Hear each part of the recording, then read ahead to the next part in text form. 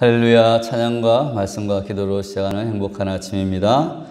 이스라엘 백성은 하나님의 선택받은 백성이다. 그래서 선민 사상을 가지고 있습니다. 하나님은 그 이스라엘 백성을 12지파로 나누셨습니다. 그런데 하나님께서 가나안 땅에 들어가서 11지파에게는 땅을 분배해 주셨는데 레위 지파만은 땅을 가지지 못하도록 한 평도 주지 않았습니다. 당시 땅은 목숨과 같았습니다. 특히 유목민으로 살다가 이집트에서 힘든 노예 생활을 했던 이스라엘 백성에게는 정착할 수 있는 땅이란 무엇보다도 큰 선물과 같은 그러한 것이었습니다. 떠돌며 살다가 간신히 남의 머슴으로 들어가 살던 사람이 드디어 돈을 벌어 자신의 명의로 된 땅 문서를 손에 쥐었을 때 얻는 기쁨과 같은 그러한 기쁨이요, 또한 주어진 선물과 같은 것이 땅이었습니다. 그런데 레위 지파에게는 그런 생명과 같은 땅이 주어지지 않았습니다. 다만 성전을 관리하는 그러한 막중한 책임만을 주셨습니다. 만약에 저와 여러분이 레위 지파라면 기분이 어떻겠습니까? 하나님, 저는 싫습니다. 땅이 더 좋습니다. 성전을 관리하는 일보다 그저 땅을 가지고 그렇게 내가 먹을 것, 내가 내 소유가 있는 땅에서 그렇게 부지런히 살아가는 것이 더 만족스럽겠습니다. 아마 이런 생각을 할 수도 있을 것입니다. 그런데 이렇게 하나님의 처사에 우리가 억울해한다면 그 사람은 하나님의 선택과 복을 오해하고 거부하는 것과 같다고 말할 수 있습니다. 그런데 성경은 우리가 바로 하나님께 부르심을 받은 레위 지파와 같은 성도들이다라고 말씀하고 있습니다. 모든 성도들이 선택받은 레위 지파들인 줄로 믿습니다. 하나님은 수많은 나라와 민족 가운데 이스라엘 백성을 레위 족속으로 선택하였습니다. 또한 이스라엘 백성 중에 더 선택하여서 레위 지파를 선택하였습니다. 그와 같이 이 세상 수많은 사람들 중에 저와 여러분을 하나님의 백성으로, 왕같은 제사장으로, 즉 레위 지파와 같은 사람으로 부르신 줄로 믿습니다. 그런데 왜 레위 지파에게는 땅을 주지 않으셨을까요? 하나님의 선택을 받은 레위 지파에게 땅을 주는 대신에 하나님은 다른 특권을 주셨습니다. 민수기 18장 1절에서 24절까지 말씀에서는 레위인들에게 주어지는 특권이 길게 기록되어 있습니다. 오늘 말씀에서는 그 중에서 가장 중요한 특권이 2절 말씀에 기록되어 있습니다. 우리 2절 말씀 같이 한번 다시 읽어보겠습니다. 2절 말씀. 그들의 형제 중에서 기업을 가지지 않을 것은 여호와께서 그들의 기업이 되심이니 그들에게 말씀하심 같으니라. 아멘. 여호와께서 그들의 기업이 되심이니, 레위인에게 땅 대신 주신 가장 큰 특권은 바로 하나님 자신을 레위 지파에게 주셨다는 것입니다. 하나님 자신이 레위 지파의 분기시며 기업이라는 것입니다. 하나님은 땅과 재물과 비교할 수 없는 분이십니다. 모든 것이 하나님께로부터 왔습니다. 모든 것은 하나님의 것입니다. 그러므로 하나님이 기업이다라는 것은 이 세상 모든 것이 레위인들에게 다 주어졌다라는 것과 똑같은 말씀입니다.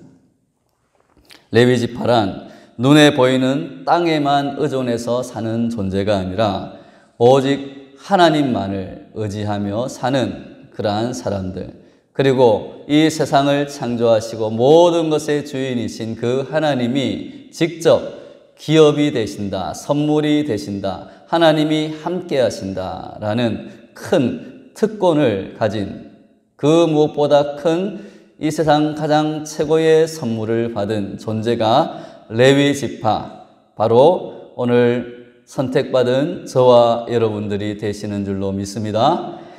둘째 특권은 레위 지파는 이스라엘 백성이 하나님께 드린 성물을 하사받았다는 것입니다.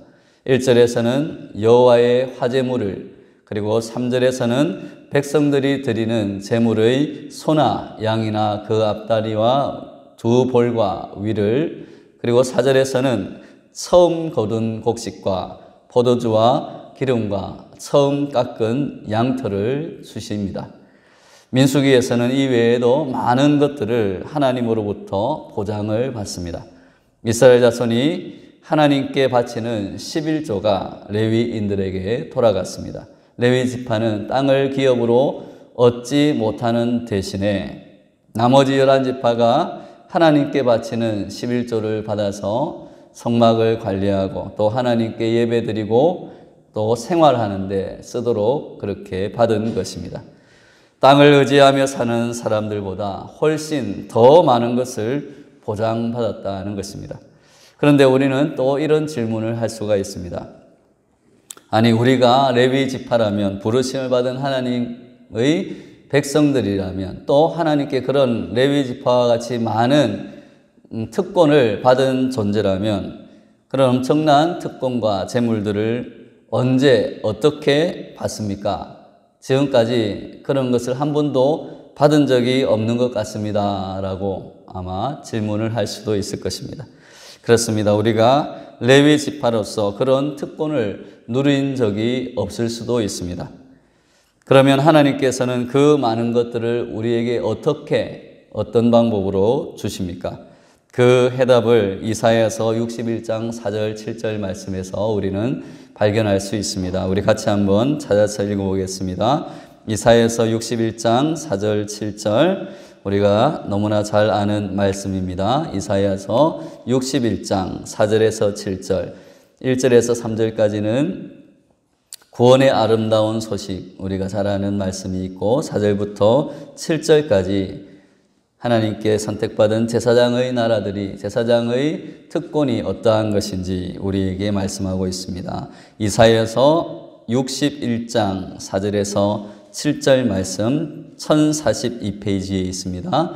찾으셨으면 같이 한 목소리로 읽어보겠습니다. 이사야 61장 4절에서 7절 시작. 그들은 오래 황폐하였던 곳을 다시 쌓을 것이며 옛부터 무너진 곳을 다시 일으킬 것이며 황폐한 성읍 곧 대대로 무너져 있던 것들을 중수할 것이며 외인은 서서 너희 양떼를 칠 것이요 이방 사람은 너희 농부와 포도원 지기가 될 것이나 오직 너희는 여호와의 제사장이라 일컬음을 받을 것이라.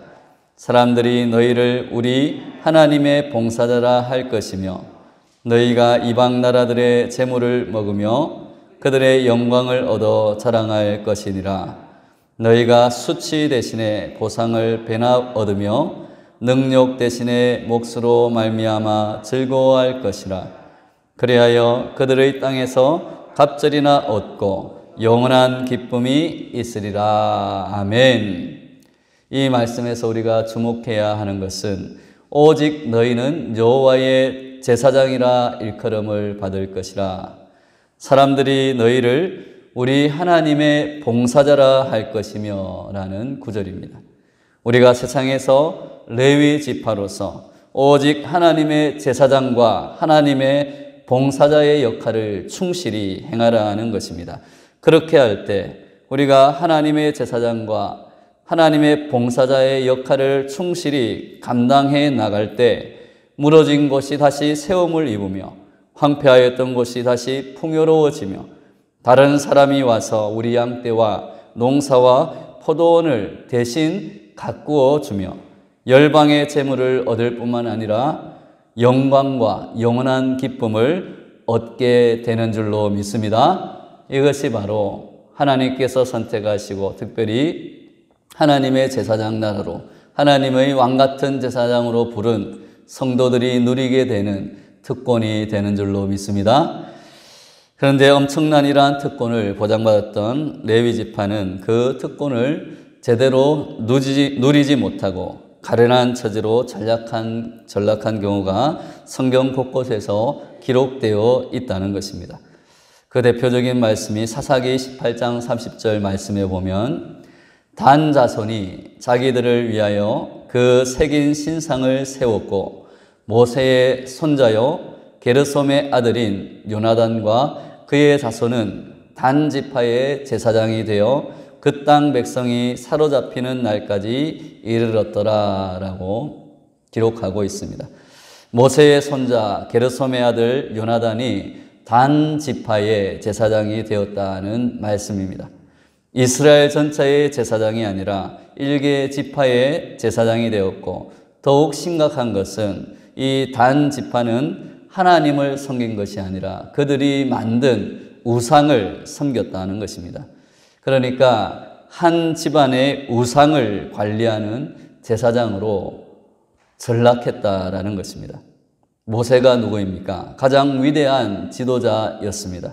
그런데 그 모세의 그 후손이 3대를 가지 못해서 이렇게 한 지파의, 그것도 우상을 섬기는 지파의 제사장으로 전락하고 타락하고 말았다는 것입니다.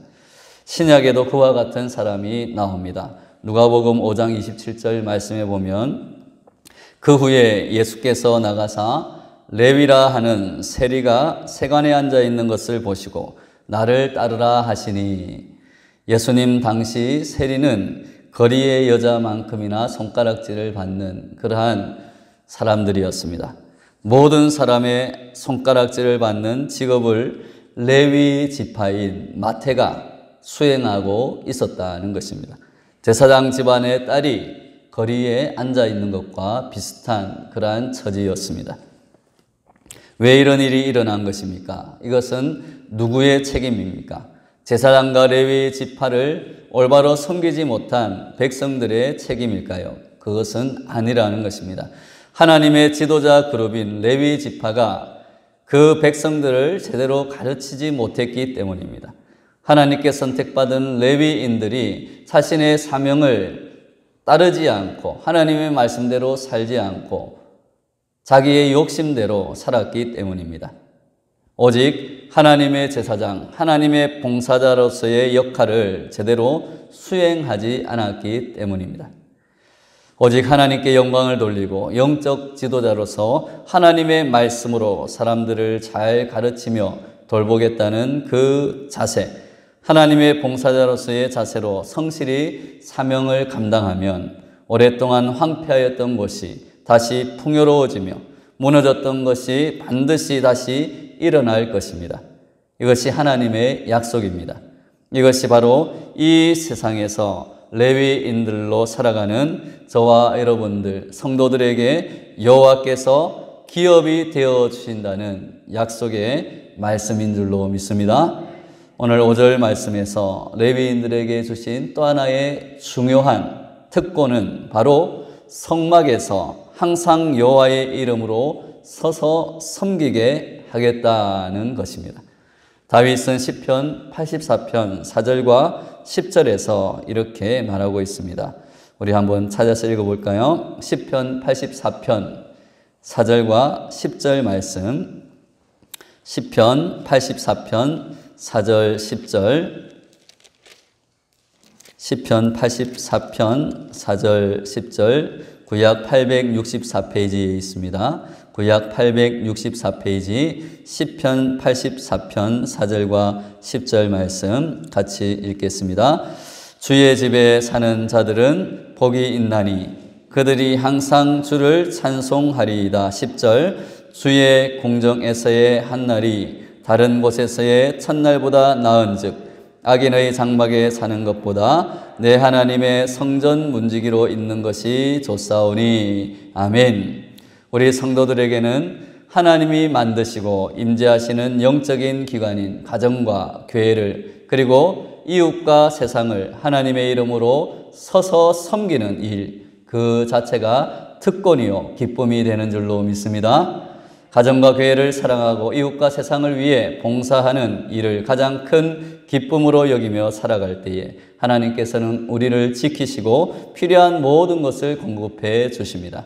또한 가정과 교회를 통해서 얻은 하나님의 사랑과 은혜와 복을 이웃과 세상에 나누며 살아갈 수 있습니다. 마태복음 6장 33절에서 예수님께서 우리에게 약속하십니다. 그런즉 너희는 먼저 그의 나라와 그 의를 구하라. 그리하면 이 모든 것을 너희에게 더하시리라. 아멘. 이것이 예수님께서 오늘날도 하나님께 선택받은 레위인으로 살아가는 신실한 성도들에게 주시는 하나님께서 그들의 기업이 되어주리라는 복된 약속의 말씀인 줄로 믿습니다. 사랑하는 여러분, 오늘 하루도 이 땅의 기업을 받는 것에 집착하는 것보다 먼저 하나님께서 우리의 기업이 되어주심을 믿고 하나님의 나라와 하나님의 의를 구하며 하나님께서 약속하신 모든 복과 은혜를 누리고 나누는 왕같은 제사장으로 쓰임받는 저와 여러분 되시기를 예수님의 이름으로 축원합니다.